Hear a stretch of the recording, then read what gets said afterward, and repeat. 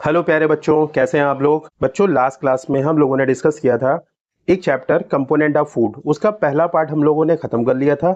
आज मैं आपको इसका दूसरा पार्ट समझाऊंगा। बहुत अच्छी तरीके से आप लोग इसको समझिए। अगर अभी तक के आप लोगों ने इसका पार्ट 1 नहीं देखा है, देन पहले आप वो देखिए, देन ये आपको समझ में ज्यादा आएगा। देखिए, हम लोगों ने कल क्या क्या डिस्कस किया था कि इसके फूड के कंपोनेंट्स कितने होते हैं, कंपोनेंट्स कितने होते हैं, ये डिस्कस किया था। इसमें आपने इसके 5 पार्ट देखे थे। पहला पार्ट आपने कार्बोहाइड्रेट, ठीक है, कार्बोहाइड्रेट। दूसरा पार्ट आपने इसका देखा था फैट। तीसरा प्रोटीन। और चौथा विटामिन्स। और पांचवा मिनरल्स। इसके अलावा भी एडिशनल में हमने आपको एडिशनल कुछ बताए थे कि एडिशनल कौन कौन सी चीजें रिक्वायरमेंट होती हैं। उसमें वाटर एंड रेफ्रिजरेशन, ये चीजें कल हम लोगों ने डिस्कस की थी। और इसके अलावा हम लोगों ने ये भी देखा था कि हमारे खाने में अगर कार्बोहाइड्रेट है तो उसका टेस्ट कैसे परफॉर्म करेंगे, फैट है तो उसका टेस्ट कैसे परफॉर्म करेंगे, और प्रोटीन अगर हमारे खाने में प्रेजेंट है तो उसका टेस्ट कैसे करेंगे। तो ये 3 टेस्ट हम लोगों ने पढ़ लिए थे। इतनी सारी चीजें कल हम लोगों ने डिस्कस की थी। उम्मीद है आप लोगों को समझ में आई होंगी। देखिए बच्चों, हम लोग देखते हैं बैलेंस डाइट क्या होती है। एक हमारी डाइट, डाइट का मतलब होता है जो हमने खाना खाया, तो हमारे खाने में क्या क्या चीजें प्रेजेंट होनी चाहिए और कितने अमाउंट में प्रेजेंट होनी चाहिए। देखिए बच्चों, हमारी डाइट हमारी बॉडी की नीड के अकॉर्डिंग होनी चाहिए।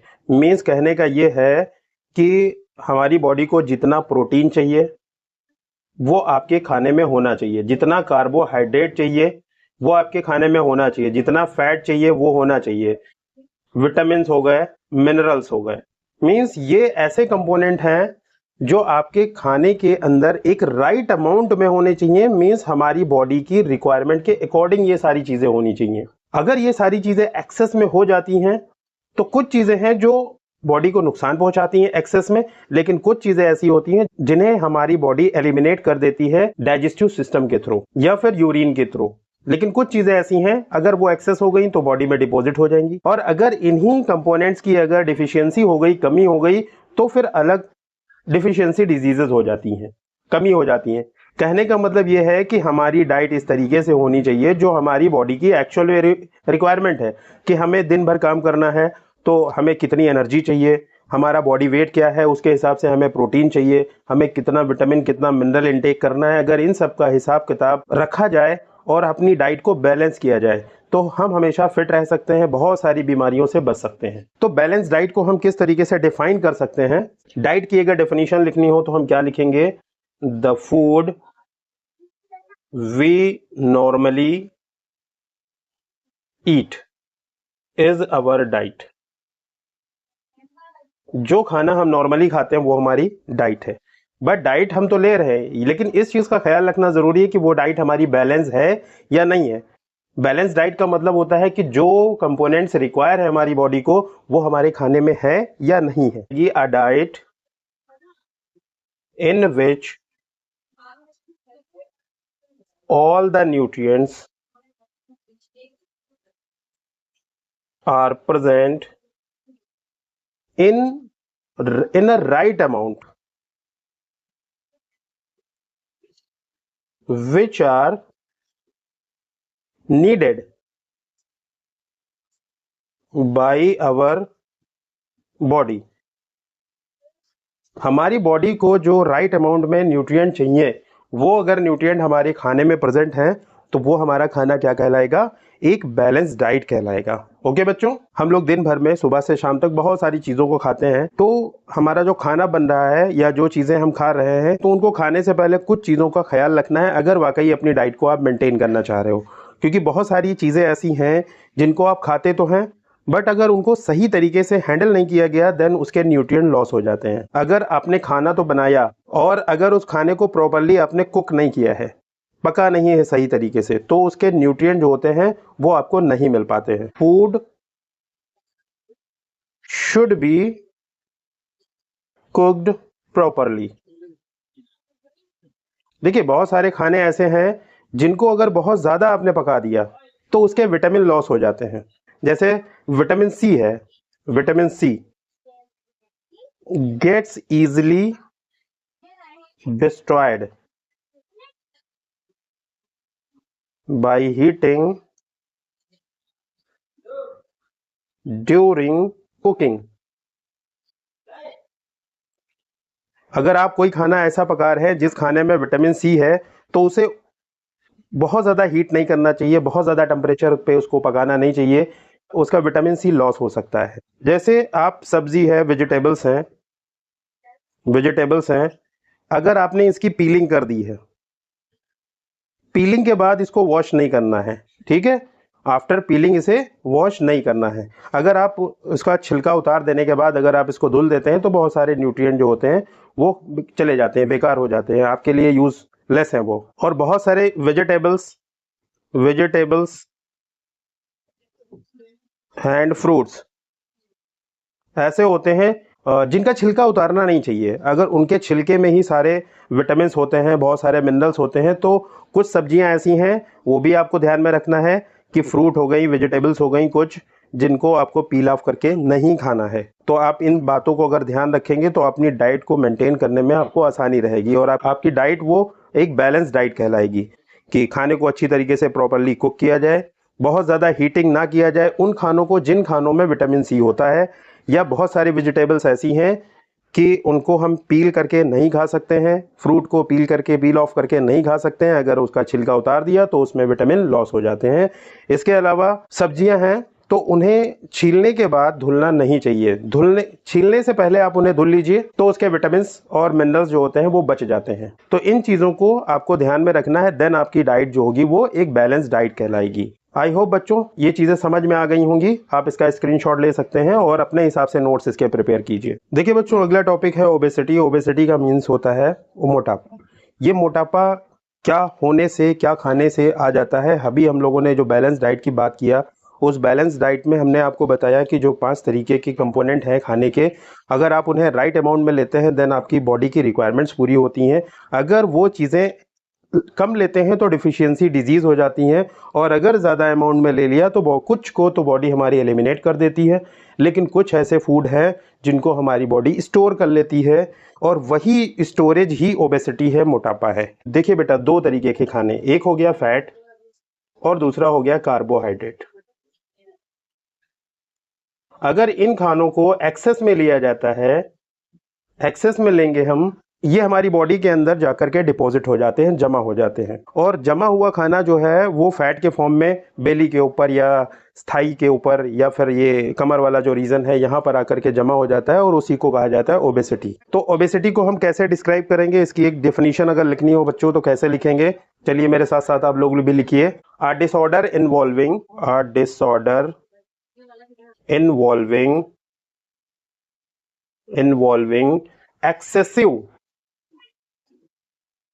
excessive body fat that increase the risk of health problem caused due to excessive intake of carbohydrate and fat। Carbohydrate और फैट अगर आपके खाने में ज़्यादा है तो हमारी बॉडी क्या करती है कि उसको पहले हमारा लीवर, देखिए जो भी हमने खाना खाया आफ्टर डाइजेशन वो फाइनली चेंज हुआ किसमें? ग्लूकोज एंड फैटी एसिड में। जितनी रिक्वायरमेंट है हमारी बॉडी उतना इंटेक कर लेती है, बचा हुआ अमाउंट हमारा लीवर उसको ग्लाइकोजन के फॉर्म में स्टोर रखता है। लेकिन ग्लाइकोजन, लीवर की भी ग्लाइकोजन को स्टोर करने की एक कैपेसिटी होती है, और वो कैपेसिटी खत्म हो जाने के बाद लीवर क्या करता है, उस ग्लाइकोजन को चेंज कर देता है फैट में। फैट को फिर बेली के ऊपर या फिर थाई में या फिर कमर में, यहाँ पर हमारा लीवर उनको डिपॉजिट कर देता है। और जब बॉडी के अंदर बहुत ज़्यादा फैट हो जाता है तो हेल्थ से रिलेटेड बहुत सारे इशू आने लगते हैं, बहुत सारी प्रॉब्लम बढ़ जाती हैं। तो ओबेसिटी एक डिसऑर्डर है, मोटा होना हेल्दी नहीं है। हेल्दी पर्सन, हेल्थ एक अलग चीज हो गई और ओबेसिटी अलग चीज हो गई। अगर कोई बहुत मोटा ताजा है तो हम उसको हेल्दी नहीं बोल सकते हैं। लोग बोल देते हैं कि यार ये बहुत हेल्दी पर्सन है। हेल्दी का मतलब ये नहीं है कि वो बहुत मोटा ताजा होना चाहिए।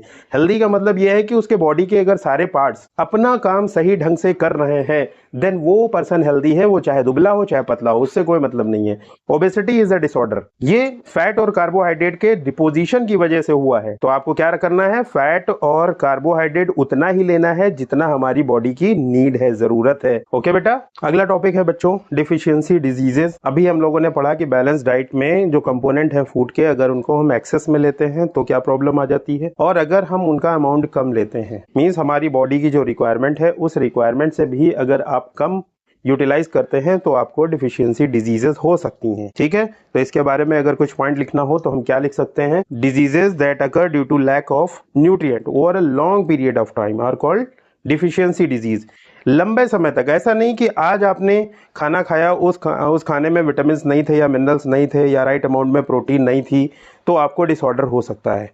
एक दो दिन से कोई प्रॉब्लम नहीं होती, लेकिन अगर यही काम एक लंबे समय तक प्रोलॉन्ग्ड हो गया कि आपके खाने में लगातार विटामिन की कमी बनी हुई है या लगातार मिनरल्स की कमी बनी हुई है या लगातार प्रोटीन की कमी बनी हुई है या कार्बोहाइड्रेट की कमी बनी हुई है, तो आपको डिफिशियंसी डिजीजेस हो जाएंगी। कि अगर मान लिया किसी इंसान को प्रोटीन की डिफिशियंसी हो जाए, कि आपके खाने में प्रोटीन राइट अमाउंट में प्रेजेंट नहीं है, देन क्या प्रॉब्लम हो सकती है, बॉडी की जो ग्रोथ होगी वो रुक जाएगी। क्योंकि आपने पढ़ा है कि protein is a body building substance, तो बॉडी की ग्रोथ अगर नहीं होगी तो क्या प्रॉब्लम आ जाएगी, लंबाई चौड़ाई मोटाई कुछ भी नहीं बढ़ेगी, मीन्स इंस्टेंट ग्रोथ,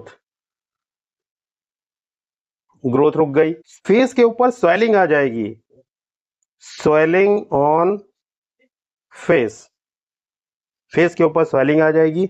इसके अलावा जो आपके बाल हैं इनका कलर बदल जाएगा, तो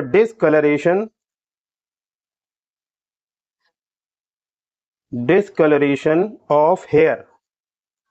और क्या प्रॉब्लम आ जाएगी, इसके अलावा स्किन से रिलेटेड डिजीजेस हो जाएंगी, स्किन डिजीज, डायरिया भी हो सकती है, डायरिया भी हो सकती है। ये प्रॉब्लम हो जाती है अगर आपके खाने में प्रोटीन की कमी है। और अगर आपके खाने में मान लिया प्रोटीन और कार्बोहाइड्रेट दोनों की कमी एक साथ हो जाए तो क्या प्रॉब्लम हो जाएंगी, means deficiency of carbohydrate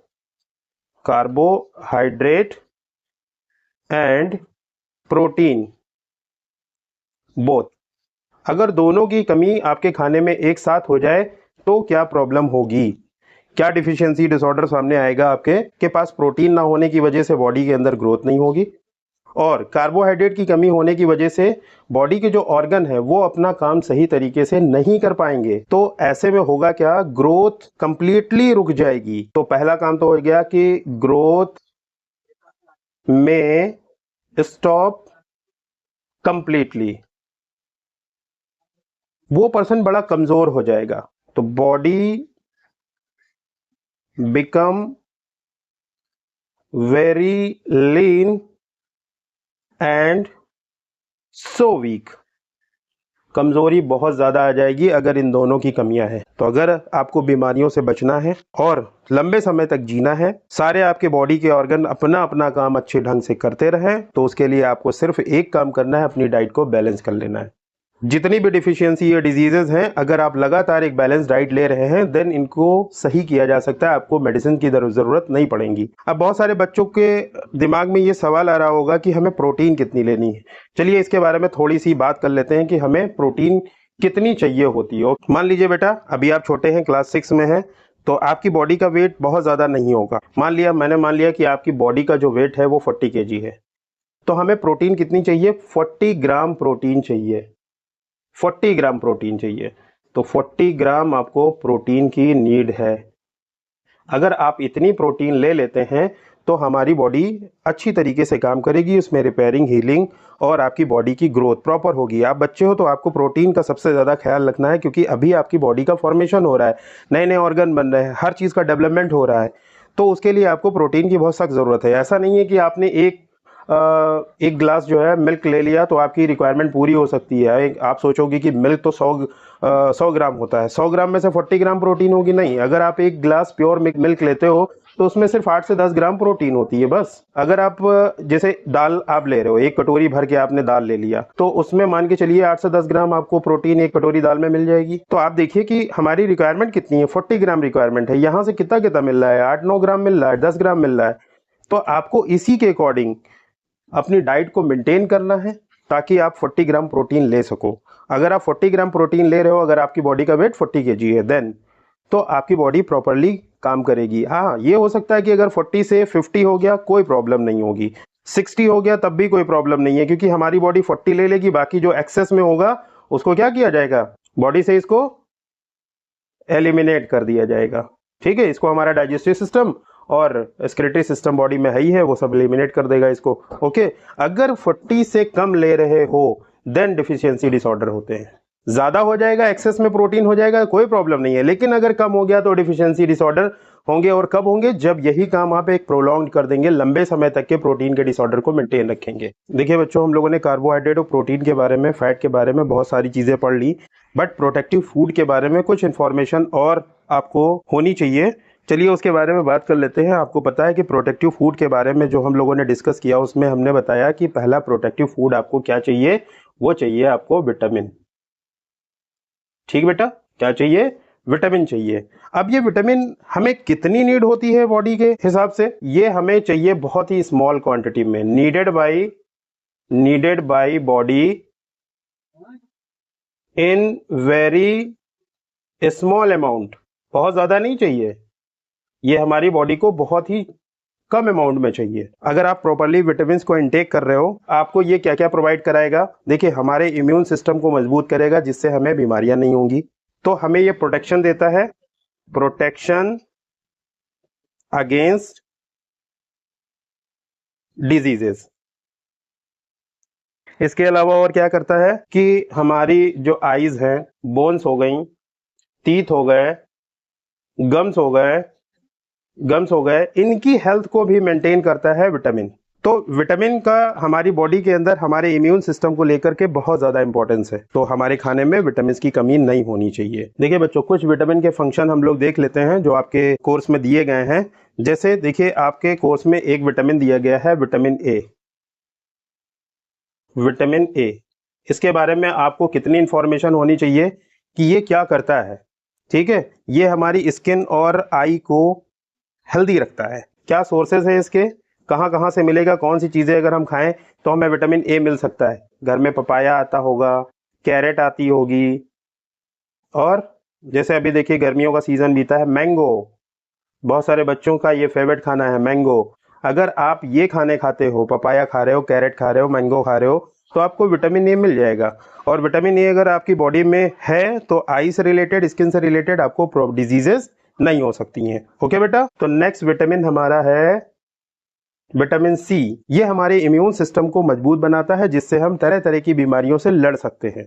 to fight with diseases, simple सी बात, ये बीमारियों से लड़ने का काम करता है। इसके बेटा सोर्सेस क्या है, क्या आप खाओ जिससे आपको विटामिन सी मिलेगा। आपको पता है सिट्रस फ्रूट खाने, खट्टे वाले, इसके जैसे एग्जांपल ले लीजिए, गुआवा, ऑरेंजेस, और क्या लेना है, टोमेटो, और क्या लेना है, लेमन, और क्या लेना है, आंवला सुना है नाम, आंवले का मुरब्बा देखो घर में होता है, बच्चों को शायद नहीं पसंद होता है, बड़े लोग देखो घर में खाया करते हैं, आप भी खाना शुरू कर दो।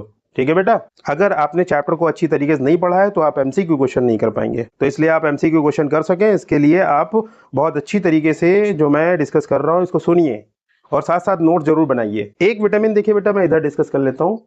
एक विटामिन है विटामिन डी।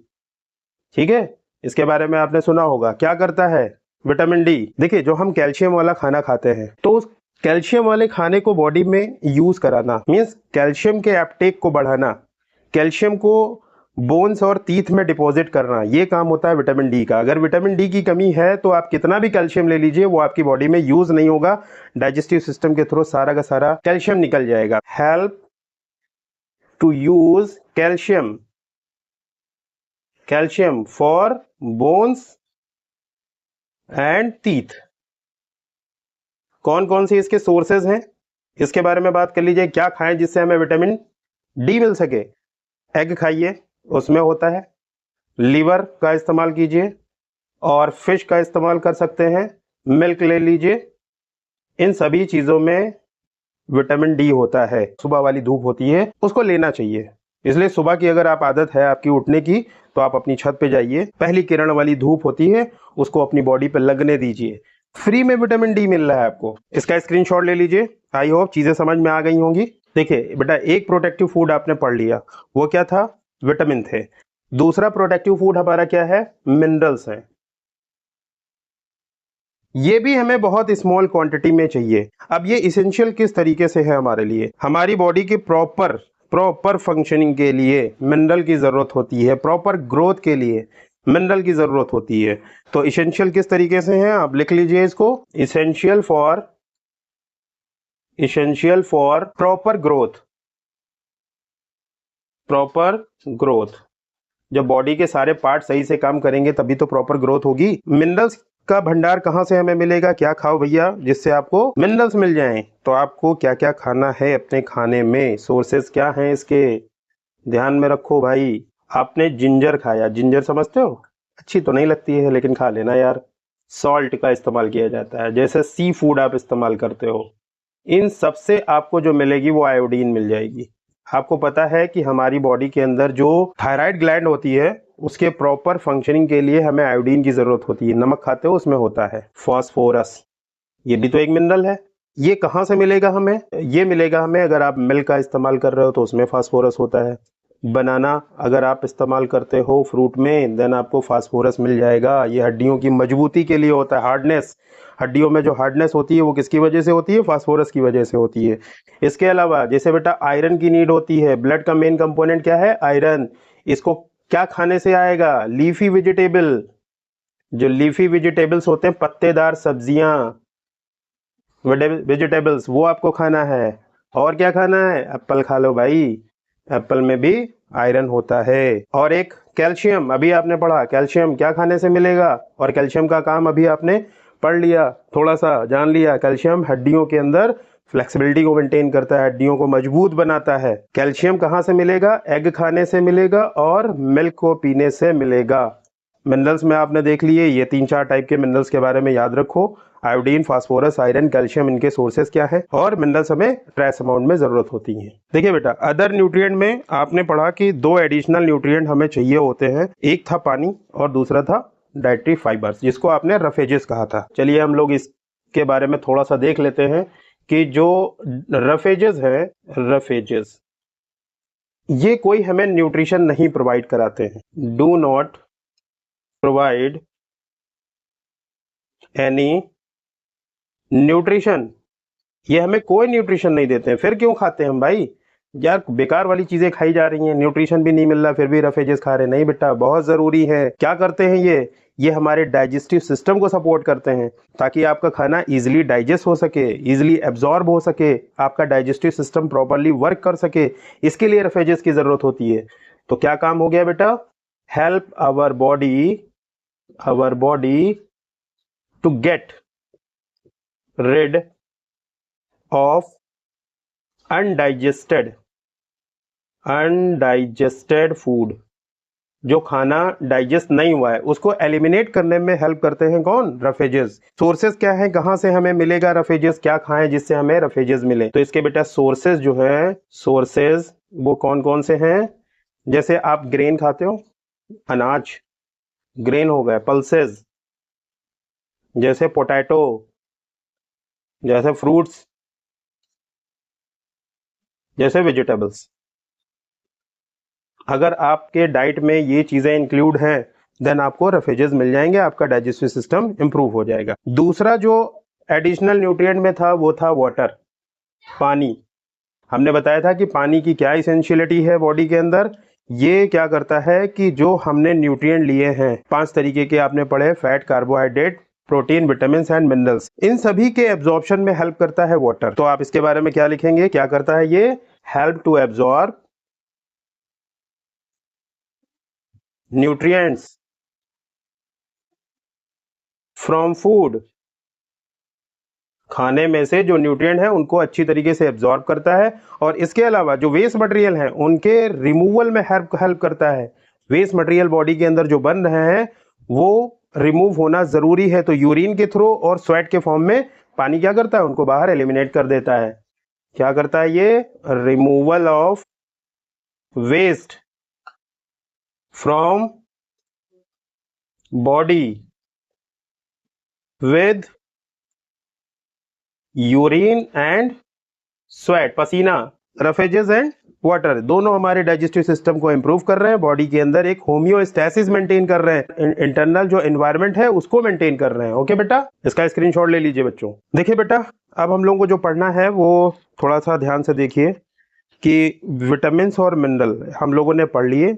कुछ विटामिन और मिनरल्स के बारे में हम लोग डिस्कस करेंगे, ये हमारा लास्ट टॉपिक है इस चैप्टर का। इन विटामिन और मिनरल के ना होने पर हमारी बॉडी के अंदर क्या डिसऑर्डर्स हो जाते हैं और उन डिसऑर्डर का कैसे पता लगेगा, जो सिम्टम आएंगे उन सिम्टम को हम लोग देखेंगे कि क्या क्या प्रॉब्लम आ रही है। पहला विटामिन हो गया विटामिन ए। विटामिन ए से क्या डिसऑर्डर होगा, सबसे ज्यादा प्रॉब्लम कहाँ आती है, लॉस ऑफ विजन, देखने में प्रॉब्लम होने लगती है, आई साइट वीक हो जाती है। इसके सिम्टम क्या होंगे, पुअर विजन हो जाएगा। और क्या हो जाएगा, loss of vision in darkness, अगर लाइट डिम है, कम लाइट है, तो वहां पर कम लाइट में आपको सही तरीके से दिखाई नहीं देगा। कभी कभी होता है कि इसकी डिफिशियंसी इतनी ज्यादा बढ़ जाती है कि कंप्लीटली लॉस हो जाता है विजन, तो हम लिख सकते हैं some time complete loss of vision,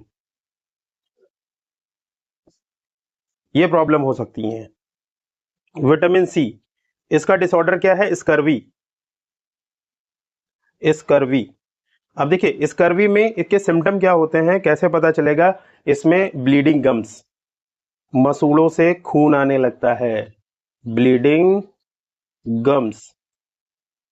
और क्या प्रॉब्लम होती है, जैसे अगर कोई घाव हो जाए तो उसको हील होने में लंबा समय लगेगा, जल्दी वो घाव ठीक नहीं होगा, तो हम लिख सकते हैं wounds take longer time to heal, घाव को ठीक होने में थोड़ा ज्यादा समय लगेगा अगर विटामिन सी की डिफिशियंसी बॉडी में है। विटामिन B1, इसकी कमी से होने वाली जो बीमारी है वो बेरी, ये याद रखिए, क्या नाम रखना है, याद रखना है बेरी। तो इसमें क्या प्रॉब्लम हो जाती है, मसल जो होती हैं वो वीक हो जाती हैं और काम करने में आपके पास एनर्जी बहुत कम लगती है, कब थोड़ा काम करते हैं आप फौरन थक जाते हैं, तो विटामिन B1 की कमी हो जाती है। तो हम लिख सकते हैं इसमें weak muscles and very little energy to work,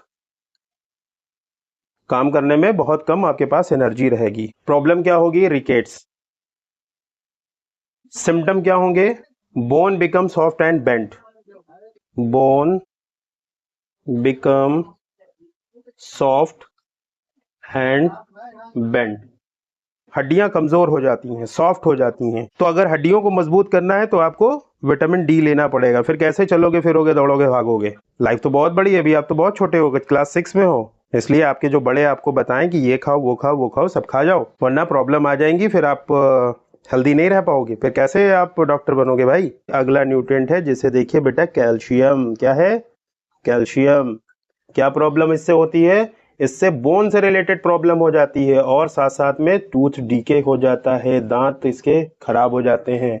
दांतों को अगर आपको फिट रखना है देन आपको कैल्शियम लेना पड़ेगा भाई, दांत नहीं होंगे तो खाओगे क्या, हंसोगे कैसे, बोलोगे कैसे, वीक बोन हो जाएंगी एंड टूथ डीके। न्यूट्रिएंट जो हमारी बॉडी के लिए बहुत इंसेंशियल है उसके बारे में आयोडीन है। आयोडीन, इसकी कमी से क्या होता है, ग्वाइटर हो जाता है, ग्वाइटर हिंदी में इसको कहते हैं घेंगा रोग, गले में एक बड़ा सा गोला गोला निकल आता है, जो थायराइड ग्लैंड होती है वो एकदम स्वेलअप हो जाती है, फूल जाती है। इसके सिम्टम क्या होते हैं, glands in the neck appears swollen, फूल जाती है। मेंटल डिसेबिलिटी हो जाती है बच्चों के अंदर, अगर आप लोग बच्चे ही हो, अगर आयोडीन की कमी हो गई तो फिर मेंटली प्रॉब्लम आना शुरू हो जाती है, माइंड का बहुत अच्छा डेवलपमेंट नहीं होता है। ठीक है बेटा, तो अगर आपको फिट रहना है, डॉक्टर वाकई बनना है, देन आपको सारे विटामिन सारे मिनरल राइट अमाउंट में लेना है। ओके बेटा, तो इसमें क्या प्रॉब्लम आ जाती है, मेंटल डिसएबिलिटी इन चिल्ड्रन, बच्चों में ही होता है ये प्रॉब्लम आयोडीन की कमी से। इसके अलावा अगला न्यूट्रिएंट जो हमारी बॉडी के लिए बहुत ज्यादा एसेंशियल है वो है iron. Iron, iron man, iron कमी से क्या हो जाएगा, एनीमिया हो जाएगी। एनीमिया मतलब ब्लड की कमी हो जाएगी, और अगर ब्लड बहुत कम हो गया तो फिर आपको बहुत ज्यादा वीकनेस लगेगी भाई, कमजोरी फील होगी। तो अगर आपको मजबूत रहना है, बॉडी को फिट रखना है, लाइफ में बहुत अपने सारे ड्रीम पूरे करने हैं, बहुत आगे बढ़ना है, देन आपको अच्छा खाना खाना पड़ेगा। अगर अच्छा खाना नहीं खाओगे तो फिर सारी चीजें कैसे मेंटेन होंगी। तो इस तरीके से ये वाला चैप्टर हम लोगों ने फिनिश कर लिया। ओके बेटा, तो आपको अब क्या करना है, सारे नोट्स अच्छी तरीके से बनाने हैं, दोनों पार्ट्स को देख करके, और उनको अच्छी तरीके से प्रिपेयर करना है। नेक्स्ट वीडियो में हम लोग इसके एमसीक्यू डिस्कस करेंगे, और बहुत सारे एमसीक्यू हम आपको टेलीग्राम चैनल पर एक पीडीएफ बना के सेंड कर देंगे। तो टेलीग्राम चैनल आप लोग ज्वाइन जरूर कर लीजिए, उसका लिंक आपको डिस्क्रिप्शन बॉक्स में मिल जाएगा। अगर अभी तक के आपने इसका फर्स्ट पार्ट नहीं देखा है तो फर्स्ट पार्ट भी इसका जरूर देखिए, जिसका लिंक आपको डिस्क्रिप्शन बॉक्स में मिल जाएगा। ओके बेटा, मिलते हैं नेक्स्ट वीडियो में।